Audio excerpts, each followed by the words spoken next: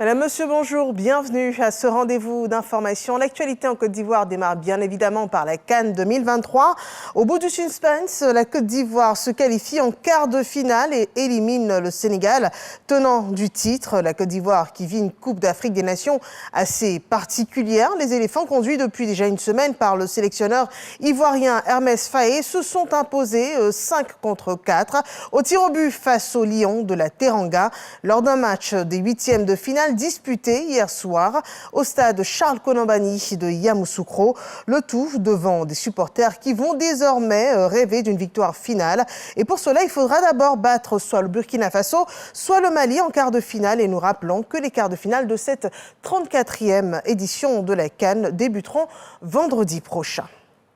Sur les rumeurs de lynchage d'Ivoiriens au Sénégal suite à la qualification des éléphants de Côte d'Ivoire contre les lions de la Teranga du Sénégal, nous avons pu joindre par téléphone la chargée d'intérim de l'ambassade de Côte d'Ivoire au Sénégal. Elle rassure, aucun décès d'Ivoiriens n'a été acté pour l'heure.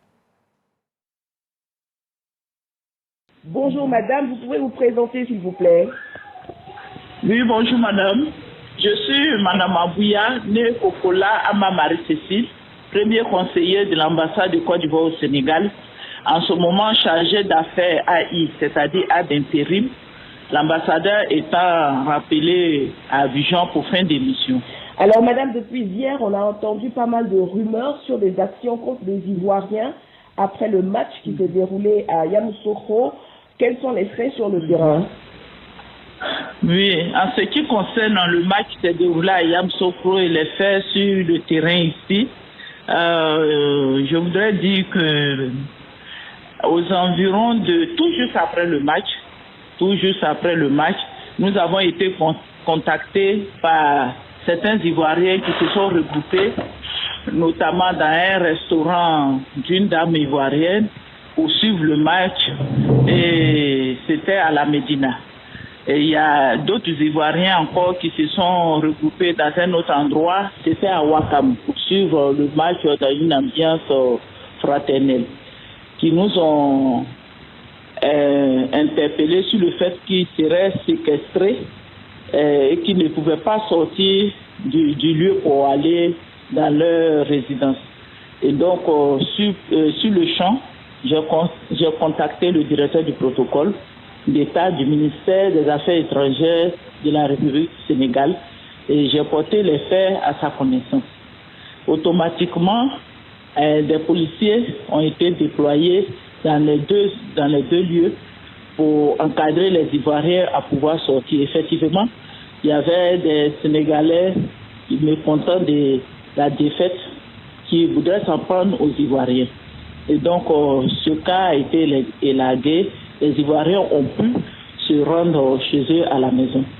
Et plus tard, nous avons été contactés par des Ivoiriens, des jeunes Ivoiriens, des étudiants, qui nous ont dit qu'un jeune Ivoirien pourrait trouver de la mort dans les manifestations de rue et que le corps serait à l'hôpital FAN. L'hôpital FAN, c'est le CHI d'ici. Automatiquement, nous avons saisi encore le directeur du protocole et l'ambassade. Nous nous sommes rendus sur les lieux à l'hôpital FAN pour procéder aux vérifications. Au niveau de la mort, nous avons été reçus par le responsable en chef qui nous a dit qu'il n'y a pas enregistré de corps d'Ivoirien à la mort. Donc il n'y a pas de mort d'Ivoirien pour l'heure. Pour l'heure, il n'y a pas de mort d'Ivoirien. Nous avons vérifié aussi aux urgences de l'hôpital FAN, puisque c'est cet hôpital-là, c'est le nom de cet hôpital qui circulait sur les réseaux sociaux.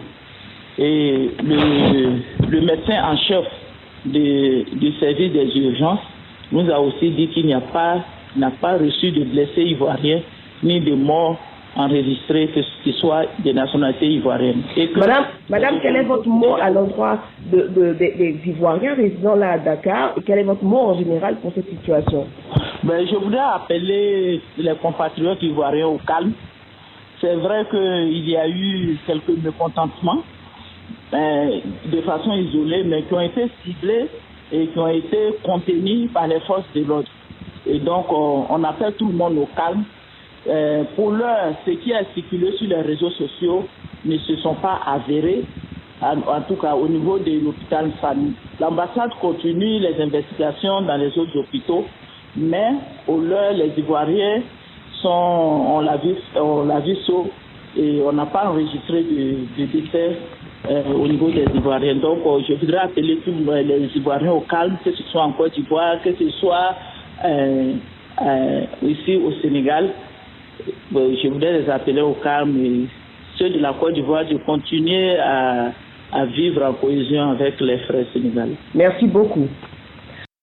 Voilà, donc qui est clair, des remous, mais pas de décès constatés d'Ivoiriens au Sénégal pour cette CAN de l'hospitalité. Le Sénégal, qui on le rappelle, a été éliminé de la compétition, de la 34e Coupe d'Afrique des Nations, qui se joue en ce moment en Côte d'Ivoire. Ce qu'on peut dire, c'est que le football n'est qu'un jeu. Restons fair-play pour cette CAN de l'hospitalité. L'actualité hors de chez nous, au Pakistan, l'ancien Premier ministre Imran Khan a été condamné à 10 ans de prison pour une affaire de divulgation de documents classifiés. L'ex-premier ministre est évincé de son poste en avril 2022 par une motion de censure. Est déjà incarcéré depuis le mois d'août. Il doit faire face à une multitude d'accusations et a été déclaré inéligible pour 5 ans. Autre point de l'actualité internationale, des violences en Équateur qui s'amplifient. Les bureaux du procureur de la ville portuaire de Manta, une plaque tournante de l'expédition de drogue depuis l'Équateur, ont été lundi, donc hier, la cible de tirs revendiqués par le gang de l'ennemi public numéro 1. Fito est évadé depuis janvier de sa prison de début janvier. L'attaque n'a pas fait de victimes, mais seulement des dégâts matériels, a indiqué le parquet, appelant les forces de l'ordre de l'Équateur à veiller à ce que la sécurité des personnes et des biens dans ce pays soit garantie. La guerre fait rage contre les cartels dans ce petit pays. Les autorités déplorent une hausse de 63% du nombre d'assassinats déjà l'an dernier. Voilà qui met un terme à cette édition d'information. Merci de nous avoir suivis et rendez-vous à 13h pour le journal.